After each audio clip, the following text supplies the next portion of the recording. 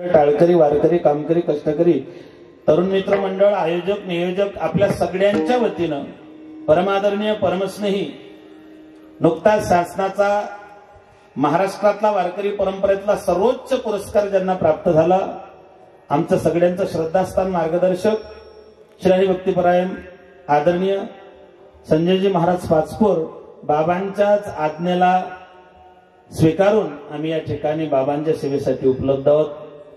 सेवके करावी सांगितले काम, या न्यायाने आजची ही सेवा आहे. बाबांनी आज्ञा करावी.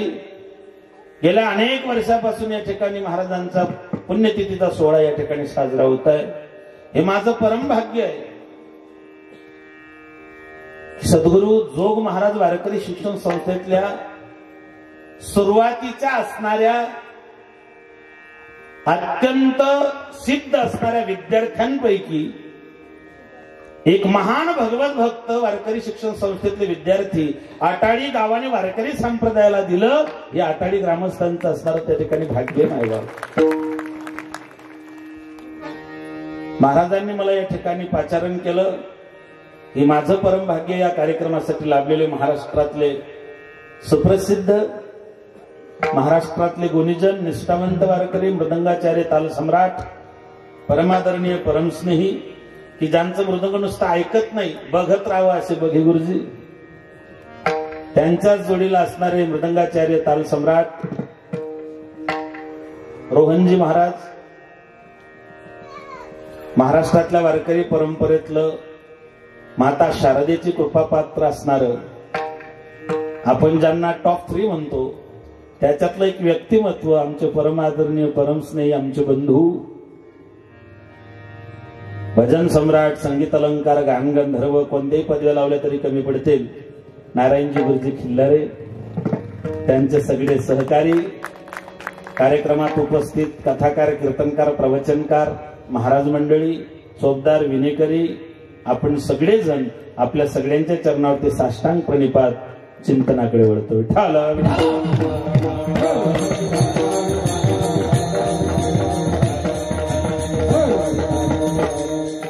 अभंग तुकोबारायांचा आहे. संतपरा प्रकरणातील आहे. संतांचं स्वरूप, संतांचं कार्य, संतांचा अवतार आणि संतांचा जगाला फायदा, या गोष्टींचं चिंतन जगद्गुरु तुकोबाराय या अभंगातून 4 चरणात करत आहेत. संत कसे असतात, संत काय करतात, कशासाठी येतात आणि तुम्हाला मला त्यांचा फायदा काय. कहते अयोध्या वैराग्य भूमि, वृंदावन प्रेम भूमि, द्वारका कर्म भूमि और महाराष्ट्र संतों की भूमि है. जगात जेवढे संत झाले नाही तेवढे एकट्या महाराष्ट्रात झाले. डिस्कवरी ऑफ इंडिया ग्रंथात वर्णन येतं, जगात जेवढे संत नाही तेवढे संत महाराष्ट्रात आहे. महाराष्ट्रात 252 संतांची यादी लागते. मायबाप, या पवित्र उज्ज्वल या परंपरेमध्ये आपण सगळेजण पाहिक आहोत, याचा आपल्या प्रत्येकाला त्या ठिकाणी स्वाभिमान पाहिजे. संतांचं गावात येणं भाग्य आहे. संत तुमच्या घरी येता परम भाग्य आहे. तुम्ही संतांची आठवण करता सौभाग्य आहे. स्वतः संत बनून जाणं महत्भाग्य आहे. आणि एवढं सगळं होऊन आपण न सुधारणं दुर्भाग्य आहे.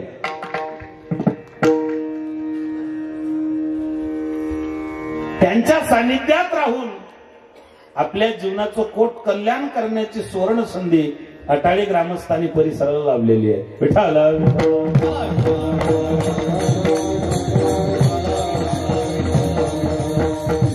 या देशाचा एक जाज्वल्य इतिहास आहे.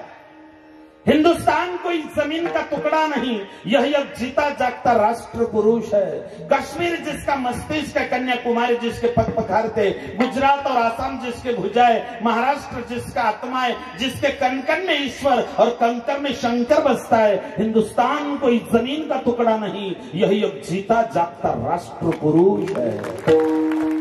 भारत हा जमिनीचा तुकडा नाही. गाय, गंगा, गायत्री, गोविंद आणि गीता हे 5 तत्व या राष्ट्रानं दिलेलं आहे. सागर, सूर्य, सरिता, सत्संग आणि सत्य याची जोपासना करणारा हा देश मायबाप. जगाच्या पाठीवर असा एकमेव देश, त्याला माता म्हणतात भारत. तुम्ही असं कधी ऐकलं का अमेरिका माता, जपान चुलता?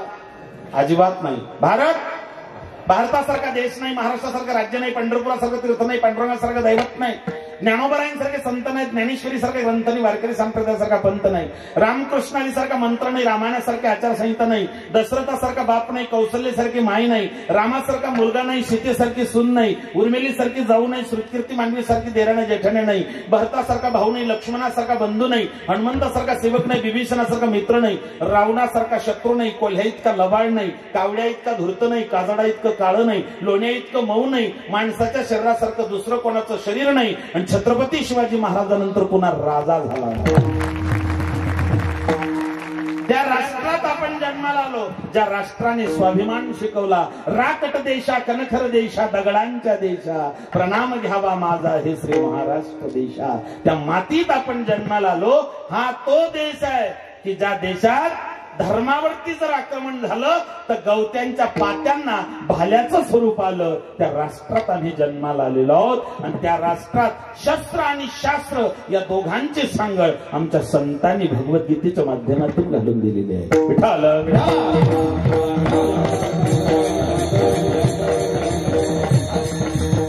जो माणूस म्हणून जन्माला आला त्याच्याकरता 3 गोष्टी गरजेच्या आहेत: ग्रंथ, संत आणि भगवंत. एक ग्रंथांची गरज आहे. ग्रंथ भरपूर आहे. 4 वेद आहे, 6 शास्त्र, 18 पुराणे, उपनिषद आहेत. ज्यांनी ग्रंथ निर्माण केले त्यांनाही ठाऊक नाही किती आहे. याजसाठी जप, याजसाठी तप, व्यासही अमुक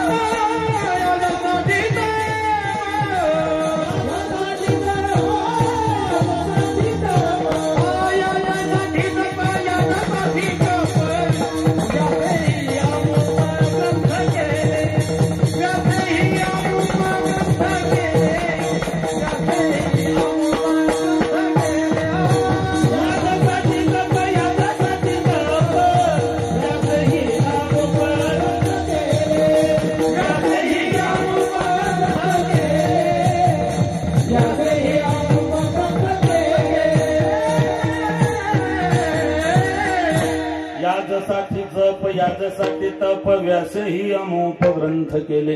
ग्रंथ अनेक आहे. ग्रंथात कथा आहेत. कथा मोरयाची, कथा कार्तिकाची, कथा भास्कराची, कथा शंकराची. समस्तामध्ये श्रेष्ठ माझ्या राघवाची. कथा अनेक आहे. जी जीवनातली व्यथा हरण करते तिला कथा म्हणतात. ज्याच्याने माणूस नारायण बनतो त्याच्यासाठी पारायण असतं. ग्रंथ मार्गदर्शक आहे. दुसरे आहे भगवंत. काय गरज आहे महाराज आम्हाला देवाची? कशासाठी आम्हाला ईश्वराची गरज आहे? ऐका, खाणं तुमच्या हाती आहे, पचवणं त्याच्या हाती आहे.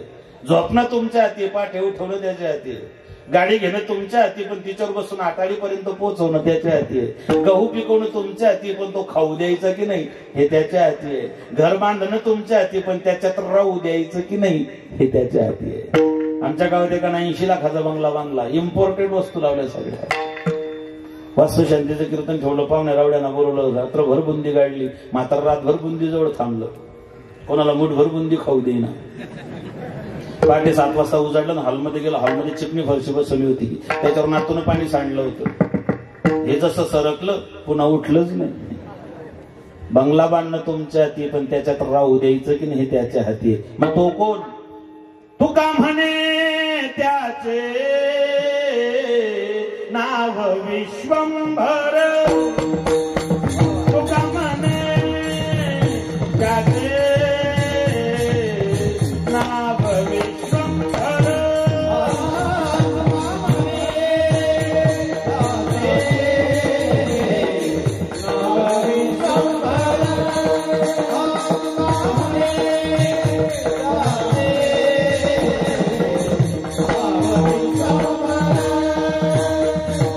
करा निरंतर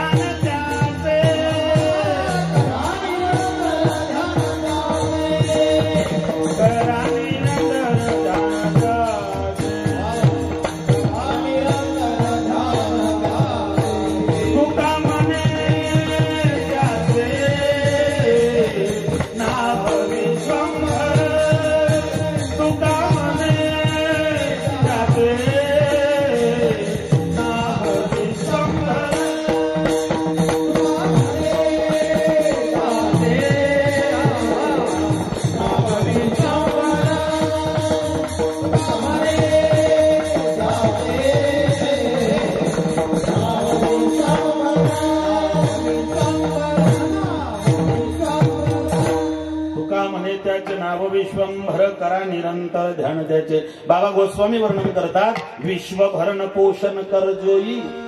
विश्वाचं भरण पोषण करणारा विश्वंभर. मग काय करायचं महाराज, आम्हाला 21st सेंचुरी मध्ये कम्प्युटर युगामध्ये इन्फॉर्मेशन टेक्नॉलॉजीने एवढी प्रगती केली. आम्ही मंगळावरती गेलो, चंद्रावरती गेलो, शुक्रावरती गेलो, आदित्ययान आम्ही लॉन्च केलं. आम्ही चंद्रावरती गेलो महाराज. आम्ही लहानपणी फक्त ऐकलं होतं, पडती झाडे पाहूया.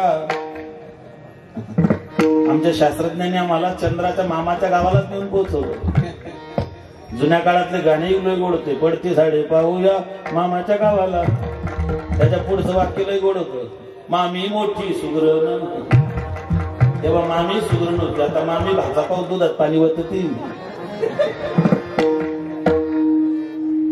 काळ बदलला, माणसं बदलली. जुना काळ होता, मायबाप चांगला होता. काय करायचे महाराज आम्हाला देवा धर्माची, ईश्वराची? ऐका, कथा कीर्तन भागवत रामायणाची देवाची गरज माणसांनाच आहे, कुत्र्या मांजऱ्यांना नाही. नाहीतर काय थोडी खंतीतेनं करा. कथा कीर्तनाची गरज कुत्र्या मांजऱ्यांना नाही. कुत्रा कुत्रा म्हणून जन्माला येतो, मरताना कुत्रा म्हणून मरतो. मला सांगा, आठवीमध्ये एखादी कुत्रा माणसाच्या मौतीने मेला का? कुत्रा माणसाच्या मौतीने मरत नाही, पण असे बरेच माणसं आहेत त्यांनी तसं मरू नये म्हणून तर भोजने बाबांचा टाळच आहे. काय आनंद आहे भोजने बाबांच्या कार्यक्रमात भोजेचं कीर्तन.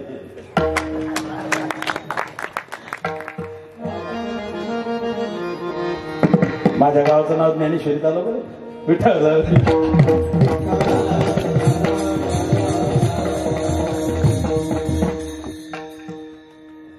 कुत्र्याला कीर्तनाची गरज नाही हो, डुकराला कीर्तनाची गरज नाही. डुकर गटारात तोडतं, घाणीत भरतं, गटारातून बाहेर निघतं, अख्ख्या घाण लागली. समोर बंगला आहे, गालीच्या सोफासेट 1.5 टनाचा एसी फॉर्म मारलेला आहे. डुकर गटारातून निघलं, बंगल्यात तोडायला लागला. असं कधी झालं का? असं कधीच होत नाही. का? त्या डुकराला माहितीये, जर ईश्वरानं माझी व्यवस्था गटारात लोळायची केली आहे, तर मी कोणाच्या बंगल्यात जाऊन का लोळावं? गटारात लोळणार डुक्कर कोणाच्याच बंगल्यात जाऊन लोळत नाही, पण असे बरेच बंगल्यावाले आहेत. त्यांनी तसं लोळू नये म्हणून कीर्तन आहे.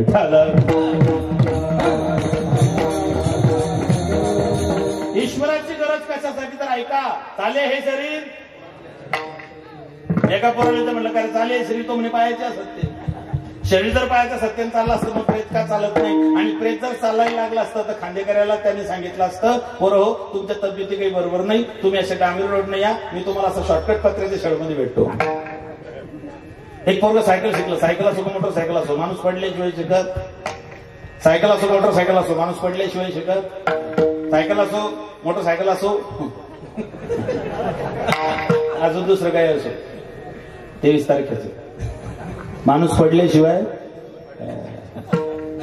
एक पोरग सायकल चालवायचं, गल्लीत गल्लीतून गावातून एकदम मेन रोडला समोरून यात्रा येत होती. रघुपती राघव राजा रामपती तर बाबा सीताराम. पोरग घाबरलं भांबलं, त्याला ब्रेक मारा, पाड्या द्या की हँडल ब्रेकवर सुचलं नाही. जसं गेलं तसं प्रेताला जाऊन धडकलं. प्रेत खाली पडलं, खांदेकरी बाजूला पडले, पोरग खाली पडलं, त्याच्या गुडघ्याला सायकल लागली. लोक बोलायला, मूर्ख बाळू, तुला अक्कल, तुला डोकं, तुला वर समजा, तुला कॉमन सेन्स, तुला अक्कल आहे का? तो म्हणला शांत बसाव.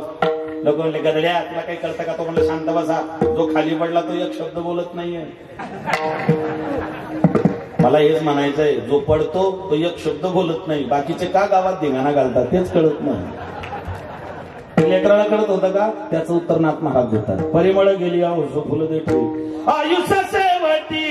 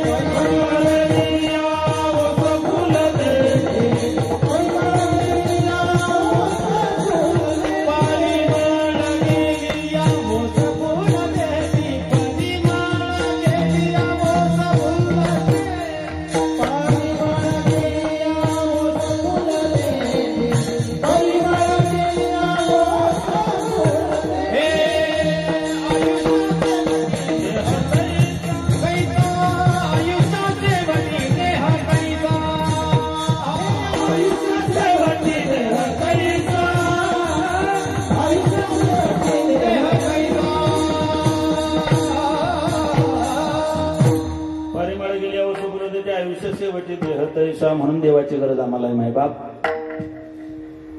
वृक्षाचे पान राहिलेस.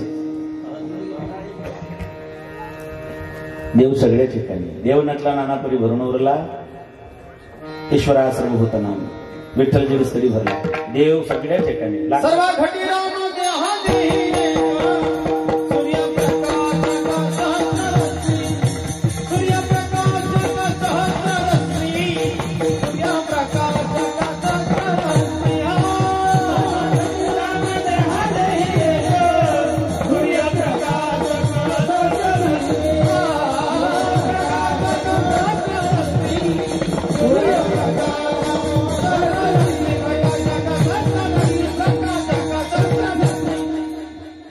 गुरुजी तुमच्यावर जीव ओवाळून टाकावा असं वाटतं, पण तो जीव माझा राहिला नाही ना. सर्व घटीराम.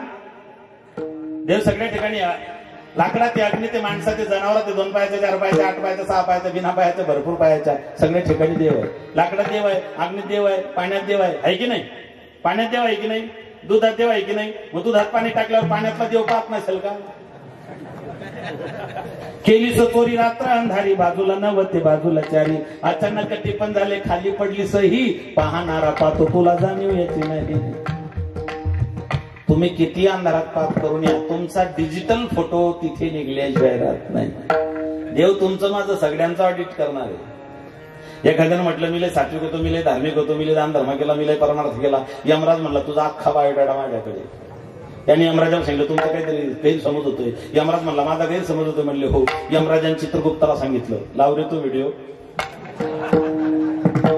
दाखव याला याची क्लिप दाखव.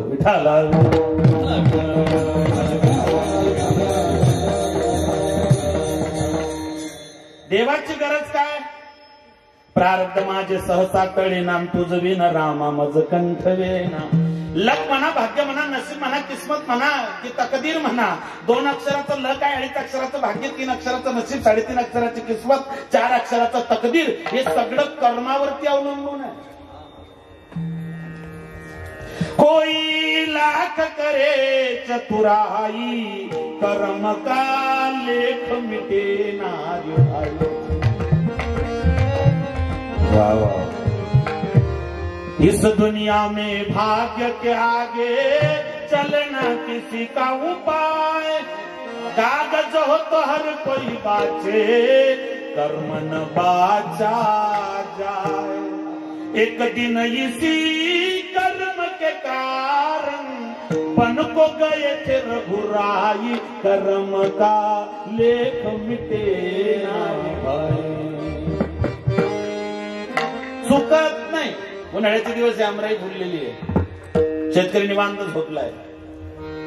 रस्त्याने माझ्या सारखा एक जाती त्याने पाहिला, पाडाला पिकला आंबा. डोळे भरून आंबा पाहिला, पण डोळ्यानं जाता येत नाही. पाय गेले, पायाने गेले पण तोडता येत नाही. तोडला हाताने, हाताने आंबा तोडला पण खाता येत नाही. खाल्ला तोंडाने. पायला डोळ्याने गेले, पाय तोडला हाताने, खाल्ला तोंडाने. तोंडाने आंबा खाल्ला पण तोंडात ठेवला नाही. जिने चखा उन्हे रखा नाही. आंबा खाल्ला तोंडाने पण साठवला पोटाने. तितकेच शेतकरी उठला. आंबा साठवला पोटाने, दणके खाल्ले. काय गंमत आहे बा. पाठीत दणके बसल्यावर अश्रू कुठून आले? आंबा आधी कोणी पाहिला होता? अश्रू कुठून आले? जिथून सुरुवात तिथेच एंड आहे.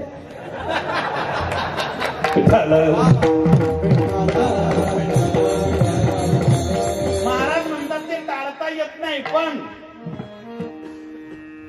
पण हरी कृपे त्याचा नाश झाला. हरीची कृपा झाली तर प्रारब्धाचा नाश होतो. प्रारब्ध 3 प्रकारचे नाथबाबा सांगतात. मंद प्रारब्ध, तीव्र प्रारब्ध, तीव्रतर प्रारब्ध. तुम्ही जे करताय ते क्रियामान आहे, जमा झालं ते संचित आहे, आणि आता जे भोगताय ते प्रारब्ध आहे तुमचं. मग प्रारब्ध मंद, तीव्र आणि तीव्रतर. काही लोकांचं प्रारब्ध जन्माला आल्याबरोबर उदयाला आलं. काहींचं 1 वर्षानं आलं, काहींचं 2 वर्षानं आलं, काहींचं 10 वर्षानं आलं. काही मरून गेले पण भाग्य उदयाला आलं नाही. प्रारब्धाला भाग्याची जोड लागते ना. उदयाला आलं नाही. काही लोक रात्यातून भाग्य उदयाला आलं. गेल्या वर्षी गणपतीच्या पिढीमध्ये एक पोरगा अख्ख्या महाराष्ट्रात प्रसिद्ध झालं होतं. एका रात्यात आमच्या पप्पानं गणपती आणला. शंकरानी पार्वती मांडीवर बसले गणपती. फुकमुक बघताय चांगला आमच्या पप्पाने गणपती आणला. आमच्या शेजारचं पोरगं कॉपी करायला गेलं. तो म्हणला माझ्या बापानं बुटानं हाणला. नालाय होत प्रारब्ध आहे ना ते बोबडं पोरग बिग बॉसचाच विजेता झाला. प्रारब्ध आहे ना महाराज ते. एक बाई रेल्वे स्टेशन गाणी म्हणायची भेट मागायची. ती इंडियन आयडल मध्ये गेली. प्रारब्ध आहे ना ते. काहींचं प्रारब्ध आता 23 ला करेल. विठाल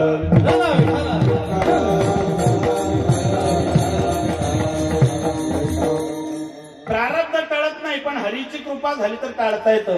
पण हरीची कृपा होण्याकरता संत भेटणं गरजेचं आहे. संत भेटण्याकरता भाग्याची गरज आहे. भाग्याचा हे जोडे भाग्योदय झाला. हे बाकीचे सगळे जे आहे ते सगळे प्रापंचिक भाग्य आहे. पण तुका म्हणे भाग्य या नावे बोलीजे. भोजने बाबांच्या सप्तात येणं याच्याकरता सुद्धा भाग्य लागतं. इथे दान धर्म अन्नदान करायला सुद्धा भाग्य लागतं. आता म्हणा तुका म्हणे भाग्य या नावे बोलीजे. भाग्याशिवाय या गोष्टी होत नाही माय बापा हो. त्याच्याकरता संत भेटणं गरजेचं आहे. पण आईसे कैसी आणि भेटती ते साधू. बहु अवघड आहे.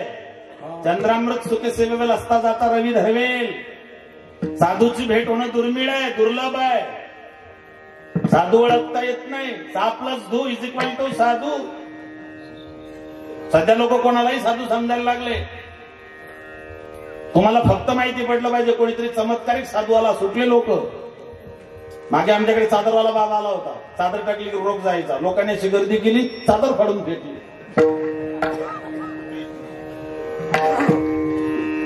अरे झालं काय आपल्याला? आपण ज्ञानोबराय तुकोबरायांचे लेकर आहोत.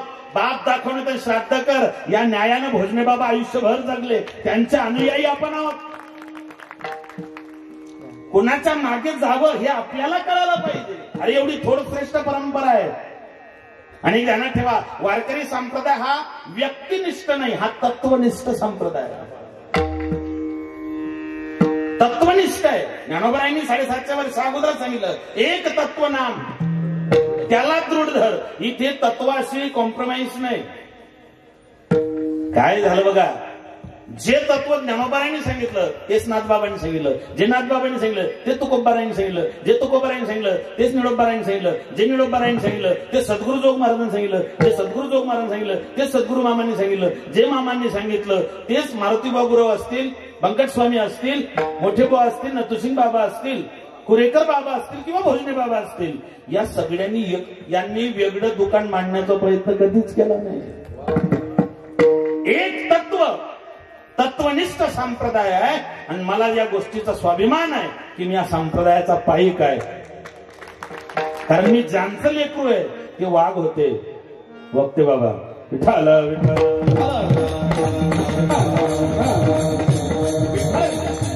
तुमचं माझं नातं जवळच आहे. कारण वक्ते बाबा विदर्भातले होते, टाकळीचे होते ना, शेगावच्या जवळ. मायबाप श्रेष्ठतम परंपरा आहे. 6+2 कोणालाही साधू समजायला लागले. राम रहीमलाही साधू समजले. जिंदगी एक जंग है जब तक बीवी संग है. लढाईच आहे.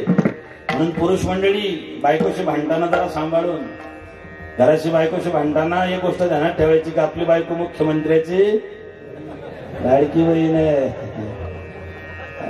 तिने जर 100 डायल केलं कधी पिंजऱ्याची गाडी येऊ शकते आपल्या घरी. काय गंमत महाराज, लोक 1500 रुपयात मुख्यमंत्र्याचे दाजी बनले.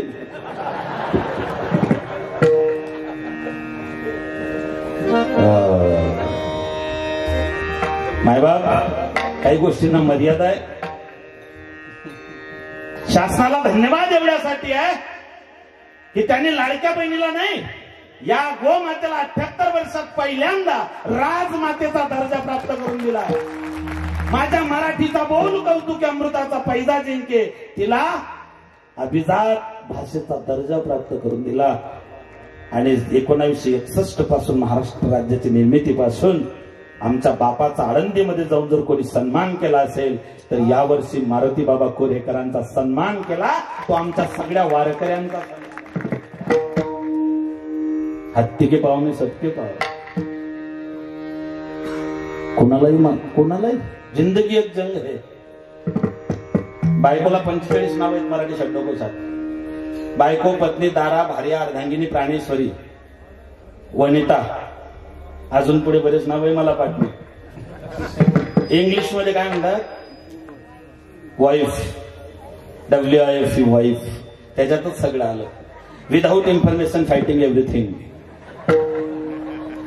कुठलीही पूर्वसूचना न देता जी नेहमी भांडायला तयार असते तिला वाईफ असं म्हणतात. असे ते लोक समजतात. आम्ही तर गृहलक्ष्मीचा दर्जा दिलाय.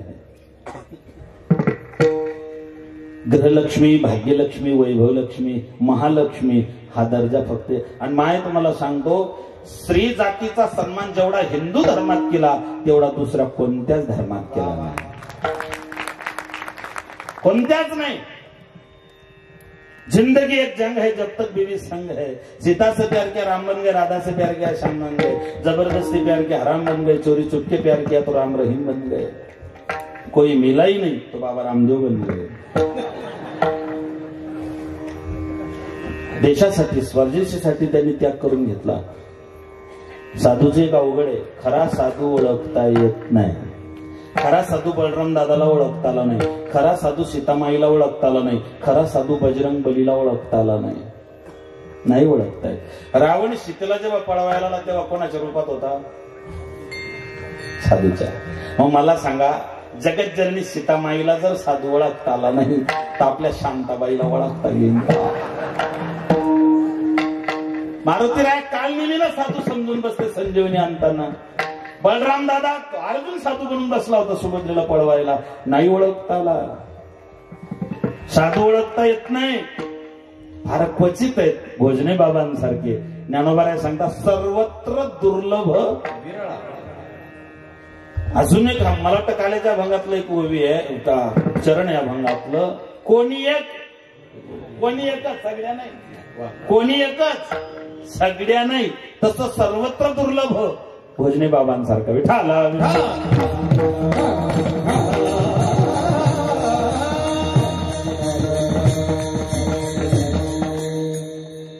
मायबाप. खऱ्या साधूची भेट घेण्याकरता बीडचा धरणेकरी आळंदीला गेला. ज्ञानोबारायांच्या समाधीजवळ त्याने 42 दिवस अनुष्ठान केलं. माझी गुरुमाऊली सांगायची, आधी व्याधी समाधी आणि उपाधी. जीव म्हटला की आधी, शरीर म्हटलं की व्याधी, संसार म्हटलं की उपाधी, आणि संत म्हटलं की समाधीच. समाधीचे काही प्रकार पडतात. वेदांत भाष्यामध्ये निर्विकल्प समाधी आणि सविकल्प समाधी. वारकरी संप्रदायात काही वैशिष्ट्यपूर्ण समाधी आहे. ज्ञानोबारायांची संजीवन समाधी, तुकोबारायांचं वैकुंठ गमन, नाथबाबांची जल समाधी, आणि माझी माय मुक्ताबाईचा तिरोभूत सोहळा आहे. समाध्या पण सगळे शब्द वेगवेगळे. ज्ञानोबारायांची संजीवन समाधी आहे. ज्ञानोबारायांची संजीवन समाधी का? तर ज्ञानोबाराय पाया आहे. आणि पाया असणाऱ्या व्यक्तिमत्वाला स्वतःला त्याच ठिकाणी थांबावं लागतं. जाता येत नाही, जागा बदलवता येत नाही. ज्ञानोबाराय पाया आहे म्हणून ज्ञानोबारायांची संजीवन समाधी आहे. तुकोबाराय कळस आहे म्हणून तुकोबारायांचं वैकुंठ गमन आहे. नाथबाबांची जल समाधी आणि माझी माय मुक्ताबाईचा देह सापडला नाही. त्या गुप्त झाल्या. कडाळली बीज निरंजनी जेव्हा मुक्ताबाई तेव्हा. निरंजनी बीज कडाडली पाही, भानू येचे चित्ती अदृश्य होई. जलधारा स्वरूपे वाहे तव ठाई, ते हे अधिष्ठान झाले मुक्ताबाई. जय देवी जय देवी जय मुक्ताबाई, आदि माते जननी वंदन तो पाई. जय देवी जय देवी. धरणेकरी आळंदीला गेला. 42 दिवस अनुष्ठान केलं. माऊलीच्या समाधीचं एक वैशिष्ट्य आहे. 42 दिवस जर ज्ञानोबारायांजवळ अनुष्ठान केलं तर ज्ञानोबारायांच्या समाधीतून रामकृष्ण हरी. आपले धर्मवीर शंभूराजांना पकडून देणारे कोण होते? राम मंदिराला विरोध करणारे कोण होते? गावातला सत्ता बंद पाडणारे कोण असतात? बाहेरचे नाही येत ना, आपलेच. या देशाचा इतिहास आहे. देशे शत्रू मिर्जाफर असं बंगालमध्ये एक म्हण आहे.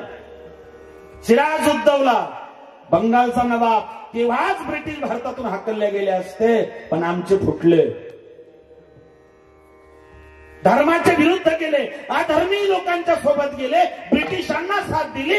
250 वर्ष ब्रिटिशांनी या मायभूमीवरती पाय रोवले.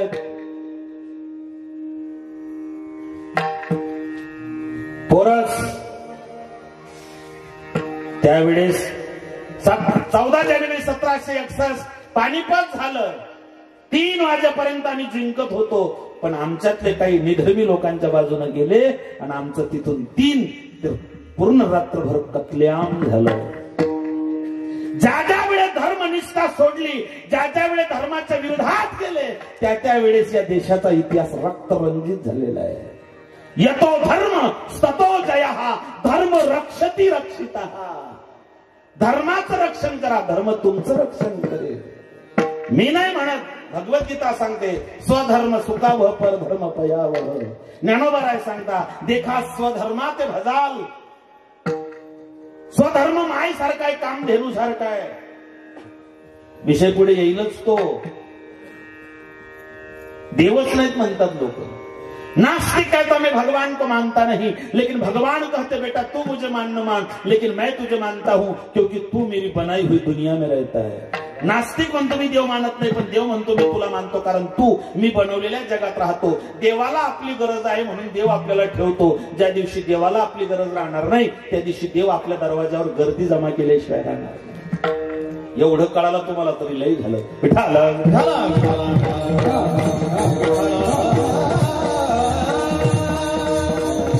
संपत्ती या देशाच्या वाट्याला आली.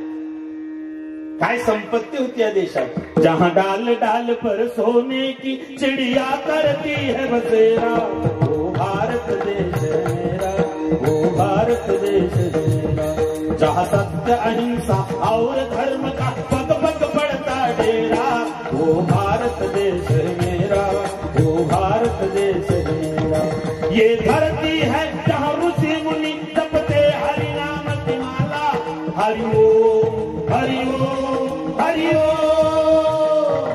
जहां हर बालक एक मोहन है और राधा हरि एक बाला, राधा हरि एक बाला. जहां सूरज सबसे पहले आकर डाले अपना डेरा, वो भारत देश मेरा, वो भारत देश मेरा, वो भारत देश मेरा, वो भारत देश मेरा. एक संपत्ती आमच्या वाट्याला, एक सौंदर्य आमच्या वाट्याला आलं. भारता इतके सुंदर लोक कुठेच नाही. तुमच्या विदर्भाबद्दल आमच्याकडे एक म्हण आहे, वऱ्हाड प्रांत म्हणतात तुम्हाला. आमच्याकडे अशी म्हणे वऱ्हाड सोन्याची कराड. वऱ्हाड आणि सोन्याची कराड म्हणून माझ्या 2 बहिणी मी वऱ्हाडात दिल्या. मला वाटलं त्यांना सापडून तरी जाईन ती कराड. विठ्ठल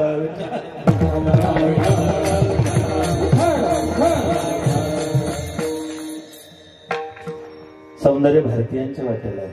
काही देशाचे लोक नुसते गोरे, काही देशाचे लोक नुसते काळे. आमच्या देशात सगळे काळे गोरे निमगोरे सावळे निळा घननिळा काळा सगळे आहेत. घननिळा सावळा पंढरीचा निळा लावण्याचा पुतळा माऊली महाविष्णू श्रीमंत संत ज्ञानेश्वर भगवान.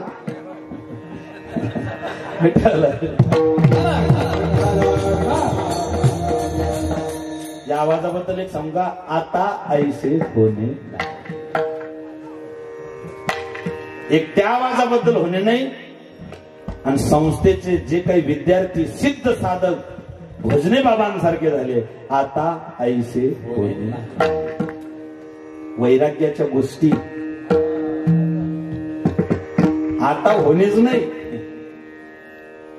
गेले दिगंबर ईश्वर विभूती, गेले दिगंबर ईश्वर विभूती. ओ राहिल्या त्यागी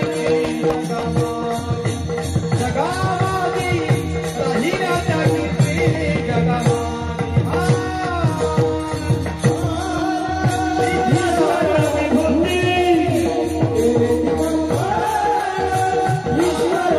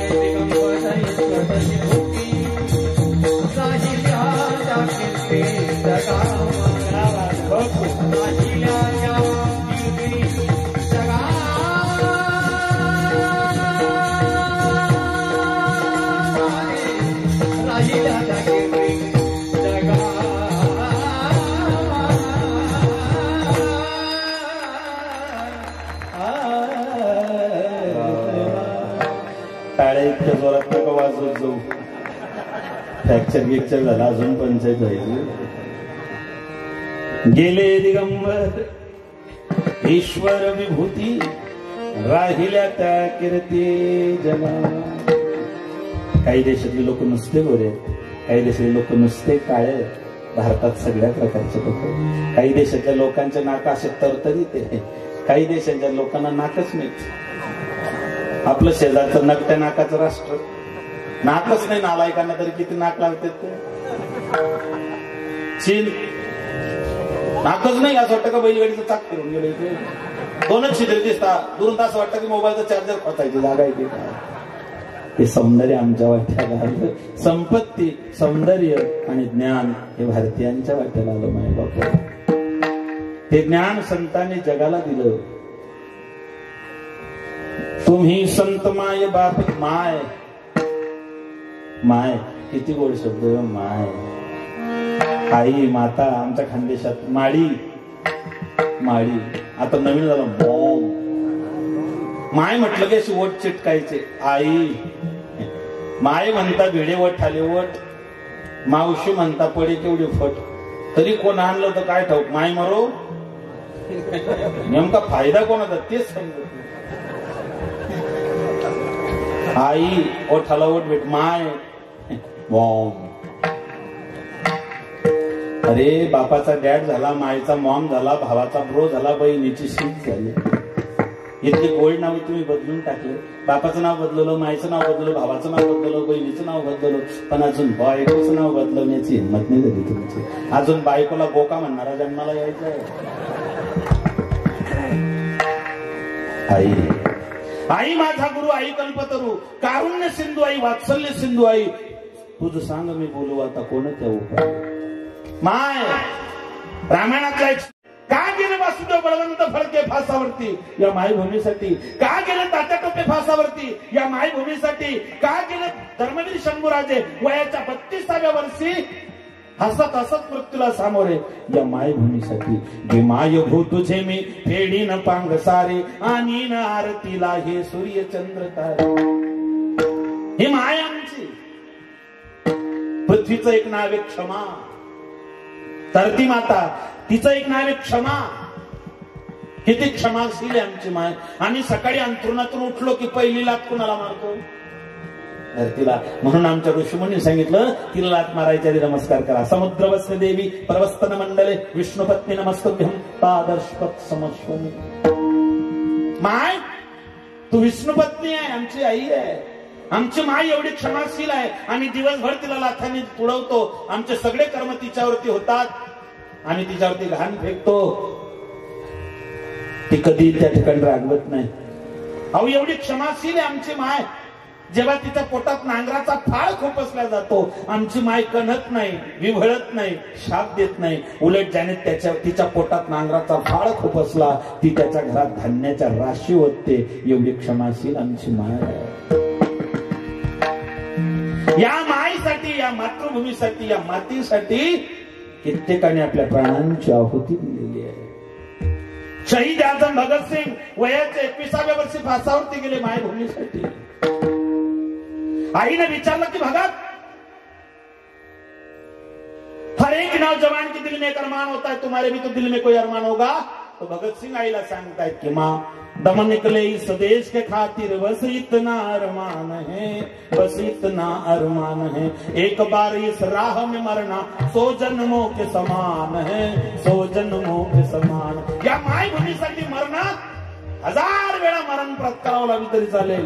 अरे म्हणले तू कुणाला पाहून निघाला भगत? तर भगत सिंह सांगतायत, जिस चोले को पहन शिवाजी खेले अपने जान पर, खेले अपने जान पर, जिसे पहन झांसी की रानी मिट गई अपनी आन पर, मिट गई अपनी आन पर. भगत सिंह म्हटले होते की माय मैं रहू ना रहू, हिंदुस्तान रहना चाहिए, ये देश रहना चाहिए. तुम्ही आपण सगळे जाणार आहोत. हा देश राहील, हा महाराष्ट्र राहील, ही माती राहील. म्हणून मायबापो, या मातीसाठी, या देशासाठी, या धर्मासाठी आपण काहीतरी देणं लागतो याची जाणीव ठेवा. एवढीच तुम्हाला हात जोडून विनंती आहे. जे आमच्या संतांनी कार्य केलं. तुम्ही संत माय बाप कृपावंत, कायमी पतित कीर्तिवान. तुमचा माझा धंदा आहे, देवाचा धंदा आहे, संतांचा धंदा आहे. तुमचा माझा धंदा रोज उठून खावयाची चिंता. किती खाव माणसं, त्याचं तिथे काही लिमिट पाहिजे ना. आमच्याकडे एक चोपदार आहे, एका टायमाला 22 चपात्या खातो. 22 खायचं काही वाटत नाही, पण जेवताना ते असं बोट बसतो. त्याला म्हटलं का हे काय? तो म्हणलं महाराज, हे पोट जोपर्यंत कपाळा इतकं कडक होत नाही तोपर्यंत पोटच भरत नाही. रोज उठून खावयाची चिंता. देवाचा धंदा आहे, घेऊन या चक्रगदा. संतांचाही धंदा आहे, दिनरजनी हाची धंदा. हे झाले धंदे. तुमचा माझा जन्म कार्य अगा कर्मेची उरावे ज्ञानोबरायांच्या भाषेत. तुम्ही आपण जन्माला येतो, देवाचा अवतार आहे, संतांचा अवतार आहे. मग देव अवतार का घेतो? जप जप होवे धर्मा की हानी, बाळहू असुर अधम अभिमानी. राम सिया राम सिया राम जय राम, राम सिया राम सिया राम जय जय राम. तप तप धरि प्रभु विविध शरीरा, रघु कृपा निधि सज्जन पीरा. राम सिया राम जय राम, राम सिया राम जय जय राम. जप जप होवे धर्म की हानी, बाळो असुराधम अभिमानी. तप तप धरि प्रभु विविध शरीरा, हरहु कृपा निधि सज्जन पीरा. भीड़ पड़े तब भक्त पुकारे, दूर करो प्रभु दुःख हमारे. जेव्हा धर्म संकटात सापडला आहे, तुका म्हणे आनंद अवतार घेशी धर्म रक्षावया. तुका म्हणे धर्म रक्षावयासाठी देवासही अटी जन्म घेणे. देव जन्म घेतो धर्मरक्षणासाठी. कधी राम बनून, कधी कृष्ण बनून, कधी अर्जुन बनून, कधी अभिमन्यू बनून, कधी पृथ्वीराज चौहान बनून, कधी महाराणा प्रताप बनून, कधी छत्रपती शिवराय बनून, कधी धर्मवीर शंभूराजे बनून, तर कधी सद्गुरू भोजने महाराज. आहे तुका म्हणे धर्म संस्थापने केला नारायणे. एवढ्यासाठी देवाचा अवतार आहे. बरं, देव भलत्याच्या घरी जन्माला येत नाही, लुंग्या सोंग्याच्या घरी जन्माला येत नाही.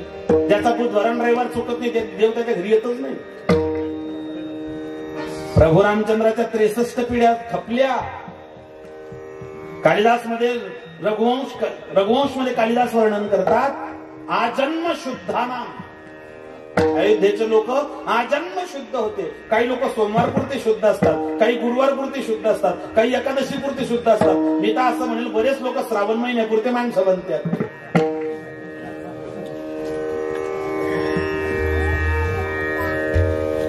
देव मानतो त्याला आस्तिक म्हणत नाही. जो शास्त्र मानतो, जो वेद मानतो, त्याला त्या ठिकाणी आस्तिक म्हणतात. आमचं कुलदैवत आहे, आमचा कुळाचार आहे. आमचं कुळदैवत विठ्ठल कुळीची कुळदेवता आहे. आणि एक ध्यानात ठेवा, ज्या दिवशी घरातली कुलदेवता भ्रष्ट होते, त्या दिवशी दैविक तापाला सुरुवात होते. तुम्ही अनुभव घ्या. ज्ञानोबरांचं कुलदैवत सप्तशृंगी माता आहे. कशासाठी या गोष्टी मायबाप? या संतांनी जीवाचा आटापिटा केला. कशासाठी? तुम्हाला सत्य मार्ग येतो कळवळा. कशासाठी केलं हो यांनी? कशासाठी संसाराचा त्याग केला? कशासाठी जीवाला एवढा त्रास करून घेतला? कशासाठी संसाराचा एवढा त्रास लोकांचा समाजातला करून घेतला? फक्त तुमच्या सुखासाठी, तुम्हाला सन्मार्ग दाखवण्यासाठी. मार्ग दावून गेले. येणे पंथे माझी पाऊल, त्या मार्गाने माझे पावलं गेले पाहिजे. कोणत्या? वेद मार्गे मुनी गेले. ज्या मार्गाने मुनी गेले त्या मार्गाने मी चाललो पाहिजे. भाष्यकारात वाटतोस तू माऊली म्हणतात कशासाठी त्यांनी मार्ग दाखवला, त्यांच्या मागे आम्हाला त्या ठिकाणी जायचं आहे, व्यासूंचा मागोवा आम्हाला घ्यायचा आहे, एवढ्यासाठी ज्ञानोबा आपण मोठ्यांच्या मागे गेलं पाहिजे. आपण ज्ञानोबा तुकोबरांचे लेकर आहोत, आपण त्यांच्यावरती श्रद्धा ठेवून वाटचाल केली पाहिजे. विठ्ठल